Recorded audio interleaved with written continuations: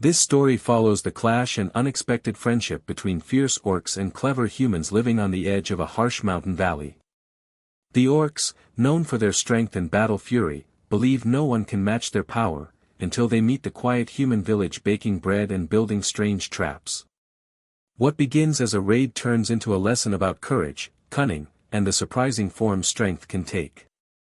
The story carries deep emotions of pride, loss, hope, and change, showing that even the fiercest warriors can learn to fight in new ways, and that peace often grows from unexpected places.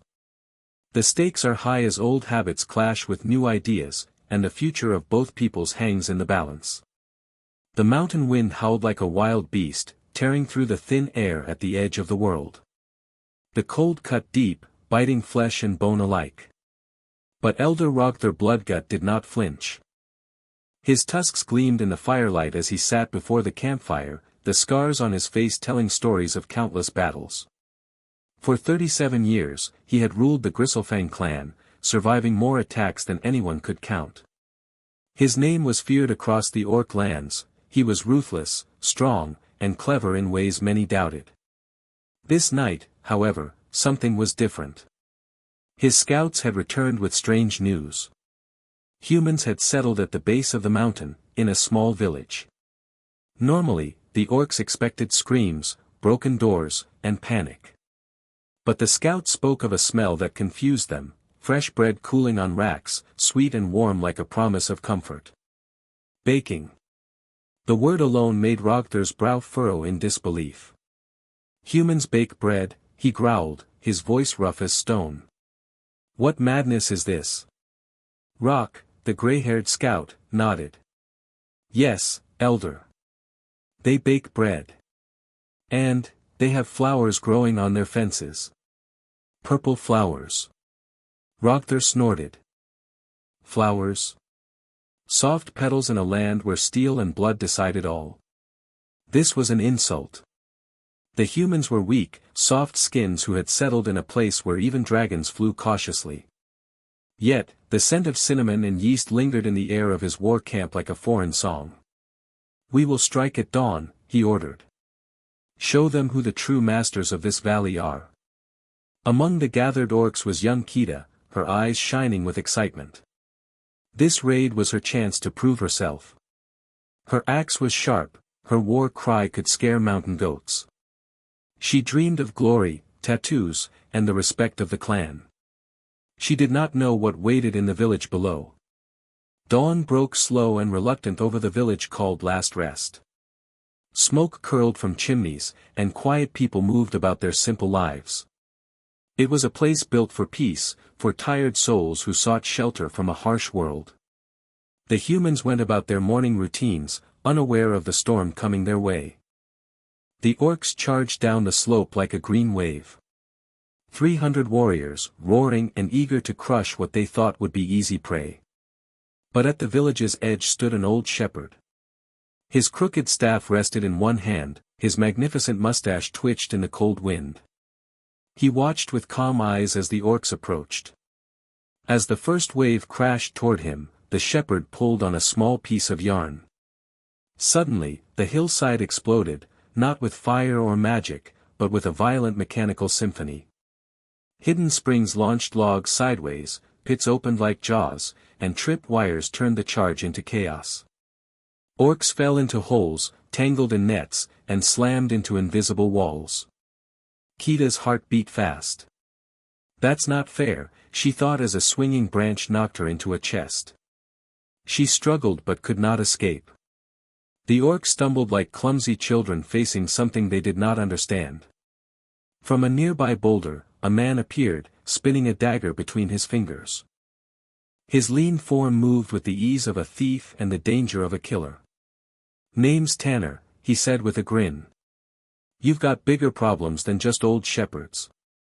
Rogthar growled and turned to face Tanner. I am Rogthar Blood God, warlord of the Gristlfangs. What trickery is this?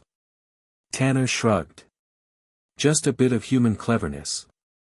And a friend, Father Silas, who is very good at turning weapons into flowers and making demons laugh themselves to death.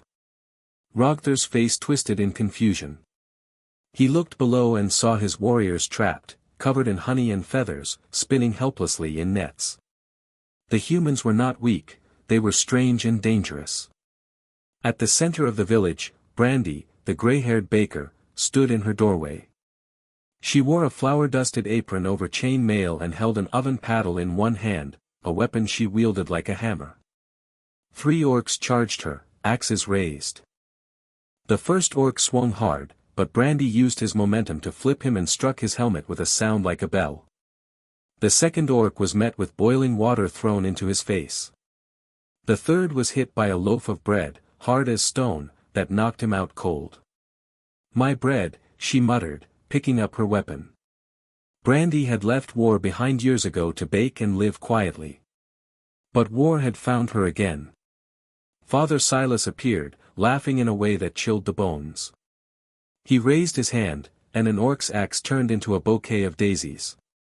Silas's holy power twisted the battle into a nightmare of illusions and confusion. The fight lasted only 18 minutes. Not a single orc died, but they all wished they had. Covered in flour, honey, and feathers, they sat humiliated in the village square. Brandy handed out water, speaking with the tone of someone who had seen too much. "You're not enemies," she told them, "just some idiots who interrupted my morning bake." Rogther was brought forward, bound with ropes that seemed to hold more than mere strength. He faced the village leaders, humans who had faced loss and kept their hearts strong. "I am Rogther blood god," he said, trying to hold on to dignity. "Tea," said Tanner, pouring the hot drink. "Mint, chamomile, or enlightenment brew." "It's mostly mushrooms." The humans spoke calmly, telling Rogther they had noticed his war cries and his fight, but they offered friendship, lessons, and something he had never known, respect without fear. Brandy looked at Rogther with tired eyes. "I once held a pass with 13 soldiers and a goat. I've killed dragons and demons. I moved here for peace and quiet. Do you want to be the reason I go back to war?" The village was quiet except for Silas's mad laughter and an orc fainting into the fountain.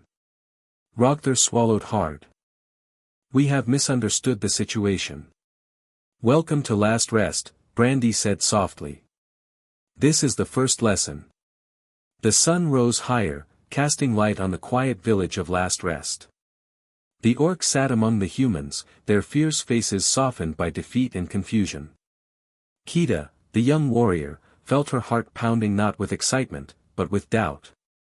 Everything she believed about strength was being questioned. Brandy invited the orcs to learn from the village.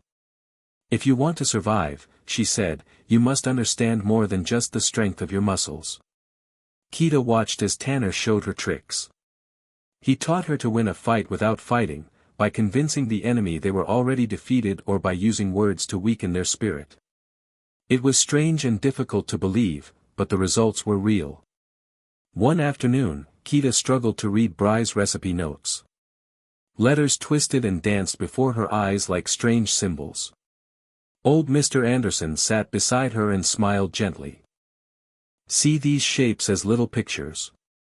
This one is a snake, and this one is a mountain," he explained patiently. Kita laughed at herself but kept trying. "Humans think sideways," Brandy said one day, watching Kita sort loaves of bread by type and customer preference. "You don't just sell bread. You sell comfort, tradition, respect.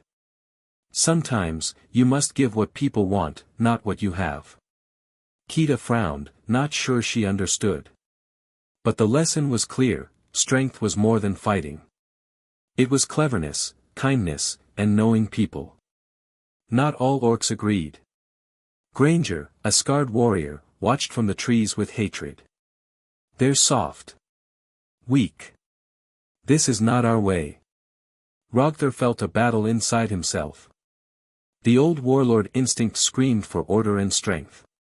But the calm respect he saw in Brandy and the courage in Kita made him question what he had believed for decades. 3 weeks passed, and the orcs began living alongside the humans. They learned to bake, to listen, to plan.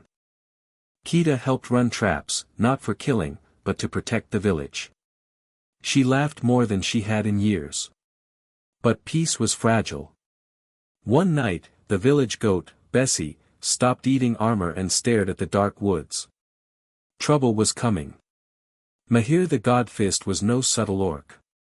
Known for punching gods and crushing skulls with his bare hands, he heard rumors that Rogther had grown soft and was protecting humans. That was a betrayal. Gathering 5,000 warriors, Mahir planned to crush the village and erase what he called a mistake. Brandy knelt in the memorial garden, planting roses for those lost in the first battle. Her hands trembled with memories. "My daughter died in a war," she whispered. "I swore I was done. But some battles find you." Kida looked at her with new respect. "Teacher, there are 5,000 orcs coming." Brandy stood, steady and strong. "We will not run. We will fight with everything we have." The village prepared for war, but not the way the orcs expected. Brandy and Tanner plotted a strange defense. They would use surprise, trickery, and the strange power of kindness. The village was small, but its people were clever. The day the army arrived, the village held a festival. Tables filled with food, music, and laughter decorated the square. Mahir's warriors marched down like an avalanche of muscle and rage. But the humans greeted them with smiles and flowers. A child ran forward with a tray of cookies. "Biscuit?" she asked shyly. The great orc stared, then took a cookie. Mahir roared, ordering an attack. But his warriors were soon lost in confusion, distracted by gifts, confused by illusions, and slowed by kindness. Father Silas laughed madly, turning swords into salami and axes into flowers. The battlefield became a strange dance where enemies questioned what was real. Mahir himself faced Brandy, the baker who wielded her oven paddle like a hammer of justice. He charged with the force of a mountain, but Brandy moved like water. Her hammer caught him in the ribs, sending him crashing to the ground. "Strength is not just power," she said quietly. "It is what you build, protect, and choose not to destroy." The battle ended with orcs and humans standing together, many clutching their stomachs from the warriors' blend bread. The God Fist yielded. Rogther and Brandy shared tea one evening, talking about wars past and lessons learned. "Regret is just wisdom in work clothes," she said. Rogther nodded. "Humans are complicated." The village grew, blending orc strength with human cunning. Children played together, and old enemies learned to respect one another. Kida opened a bakery dojo where students learned the art of war and bread, often at the same time. Mahir punched metaphorical ideas until they made sense, and Father Silas opened a bakery of his own, where philosophers came for enlightenment loaves. Life was strange and difficult, but for the first time, it was peaceful. The village of Last Rest hummed with new life. The mornings were filled with the smell of fresh bread and the sounds of Orcish laughter mingling with human songs.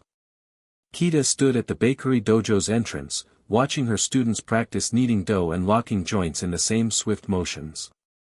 She barked orders, her voice firm but kind. "Every fold is a strike. Every rise is a cover. You are warriors in the kitchen as well as the field." Inside, Brandy worked at the ovens, her hands steady despite the years and battles she had faced. The gray streaks in her hair caught the morning light, and her tired eyes held a fierce determination. This place was her home now, a strange mix of stone and wood, of orc strength and human cleverness. But peace was not without its shadows. One morning, a messenger arrived with an official letter sealed in the colors of the High King. Kida found the interruption rude. Tuesdays were bread days, and no one liked surprises. The letter announced that the High King wished to award the village with the Order of the Platinum Star for their courage and work in bringing orcs and humans together. Brandy frowned, a flower tucked behind her ear. "A parade," she muttered. "And speeches. I hate jugglers, they remind me of politicians. Lots of things in the air, but nothing in their hands." Kida smiled. "I'll write a polite refusal. Maybe include some biscuits as consolation. The extra hard ones." Outside, the village flourished. The buildings bore marks of both cultures, carved wood met strong stonework, windows flowered with herbs and spices. Orc children ran and played with human children, their war cries and laughter blending into one. Mahir, once the terrifying god Fist, had become a strange but eager student. He still struggled to pull his punches but tried hard not to break Silas's shoulders during their philosophy lessons. The day was filled with noise, the clang of Martha the blacksmith's hammer, the aroma of Silas's experimental loaves that smelled of enlightenment and regret, and the quiet chuckles of those who had once been enemies. Kita often stood in the bakery dojo, watching her students and thinking of the long road ahead. "Regrets," she said to Brandy once, "do you have any?" "Always," Brandy answered softly. "The violence, the losses. But regrets are just wisdom wearing work clothes. The question is what you do with them." Rogthar once asked her the same question. "Humans are complicated," he said. Kita laughed. "Wait until you learn about our tax system." Brandy shook her head, smiling. "Now you're just being cruel." Life here was a strange balance of war and peace, strength and kindness. The Orcs had learned that the hardest battles were not those fought with axes but with trust and understanding. Mahir still punched things, but his lessons were softer now, and sometimes Silas screamed at him about metaphors, much to everyone's amusement. Kita had transformed from a fierce warrior to a teacher, passing on the lessons she learned, about bread, about battle, and about what it meant to be strong. Above the valley, carved into the mountain's face where all could see, new words replaced the old clan markings. They read simply, "We may be retired, but we are not done." And in the bakery, at the heart of it all, Brandy's Orc Crunch biscuits became legend, hard enough to use as weapons, delicious enough to stop wars, and proof that sometimes the best way to conquer your enemies is to feed them first. The quiet before the storm had settled over last rest, but few trusted it. Kita moved through the village, her eyes sharp and alert. The lessons of the past weeks were etched deeply into her mind, but she knew that peace could be fragile like thin ice over a raging river. The village was alive with activity, yet a shadow lingered on the edges, as if the mountains themselves whispered warnings. Brandy stood in the bakery, kneading dough with steady hands, the rise and fall of the bread matching the heartbeat of the village. She was calm but ready, a woman who had faced countless battles and losses, yet found strength in the quiet moments. Her eyes caught Kita's as the young orc approached. "Rooker scouts returned," Kita said.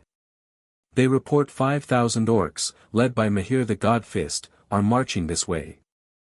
Brandy's face tightened, but her voice was steady. "We do not run." Kita nodded, swallowing the fear that pressed against her chest. "Could we?" "No," Brandy answered firmly. "Running teaches the wrong lesson. It is time to show them what strength really means." The war council gathered in the village hall, a mix of humans and orcs sitting around a worn table covered in maps and plans. Tanner paced nervously, juggling knives with a theatrical flair. 5,000 orcs, he said, and less than 100 of us. It sounds hopeless, but we've beaten worse odds with less. Prayer. Matthew, the village cooper, suggested quietly. Silas snorted. God laughed at that idea once. I assume it was laughter. Brandy spread a map, marking positions with a steady hand. We fight one. The rest are just audience participation. The plan was daring and strange. They would use every trick, every strange weapon in their arsenal, traps, illusions, and the strange power of kindness and confusion. Tanner smirked. When's the last time Mahir fought anyone who didn't try to outmuscle him? Never, Brandy replied. So, we give him everything else. The day the orc horde appeared, last rest was ready, not with weapons raised, but with tables full of food, music, and dancing. The village square was decorated for a festival. Mahir watched from his ranks, confused and angry. They are mad, he growled. Let them see their death coming. But as the orcs marched forward, they were met with smiles, flowers, and a small human child offering chocolate chip cookies. The hardened warriors hesitated. One took a biscuit. Mahir's fury exploded. "Attack," he roared. What followed was chaos unlike any battle the orcs had seen. The village was a maze of hospitality and trickery. Tables blocked paths, music drowned out commands, and flower crowns distracted the fiercest warriors. Father Silas cackled, turning weapons into absurd objects, a warhammer into a butter sculpture, axes into aggressive flower arrangements. Mahir charged toward Brandy, determined to end the madness. His mighty gauntlet swung with the force of a mountain, but Brandy moved like flowing water. Her oven paddle caught him in the ribs, sending him crashing down. "Strength is not just power," she said softly. "It is what you build, protect, and choose not to destroy." The battle ended with orcs and humans standing together, many clutching their stomachs from the warriors' blend bread. Mahir yielded, his anger giving way to respect. Rogther and Brandy shared a quiet moment afterward. "Regrets?" he asked. "Wisdom in work clothes," she answered. Life in Last Rest changed forever. The village became a place where strength was measured not only in muscle but in kindness, in memory, and in courage to change. The days following the great battle were unlike any the valley had seen before. Orcs and humans worked side by side, rebuilding homes, sharing stories, and learning from one another. The fires that had once burned with anger now warmed the hands of friends. Kida walked through the village, watching children play and warriors train together. The sound of laughter mixed with the steady rhythm of hammer on anvil. She felt a new kind of pride, not just in her strength, but in the strength of this fragile piece. Brandy stood at the bakery's door, her apron dusted with flour and her eyes bright with hope. She had come to realize that battles were not always won with weapons, but with patience, kindness, and sometimes, a good loaf of bread. Rogther, once the fierce warlord, now wore a softer expression. He sat beside Brandy one evening, sipping tea and reflecting on the journey they had taken. "I thought strength was only about fighting," he said quietly. "But now I see it is also about knowing when not to fight." Mahir, the god fist, had become a strange but beloved figure in the village. His lessons were loud and sometimes painful, but full of heart. He still struggled with metaphors, much to Silas's endless frustration, but he was learning that true power came from more than just muscle. The village itself grew, a living symbol of the new world they were building. The stone and wood of human and orc craft blended together, creating homes strong enough to weather any storm and beautiful enough to inspire hope. Kida opened the first bakery dojo, where students learned the art of both bread and battle. She barked orders as young orcs and humans practiced strikes and kneading, their movements a dance of strength and grace. "Remember," she said, "you are those who fear and respect yourself. Strength is more than muscle. It is heart." The goat, Bessie, still roamed the village, chewing on armor and occasionally metals, a reminder that some things never change, and that was perfectly fine. Letters arrived from the High King, inviting the village to a grand ceremony. Brandy smiled wryly. "A parade with jugglers," she said. "I still hate jugglers, but maybe we'll send them some orc crunch biscuits." The villagers laughed, knowing that the road ahead would not always be easy, but it would be theirs to walk together. In the mountains above, carved into the rock where all could see, new words stood as a testament to their journey: "Strength is not what you break, but what you build and protect." And as the sun set over the valley, the smell of fresh bread mingled with the cool mountain air, a promise that even the fiercest warriors could learn new ways, and that peace was the greatest victory of all.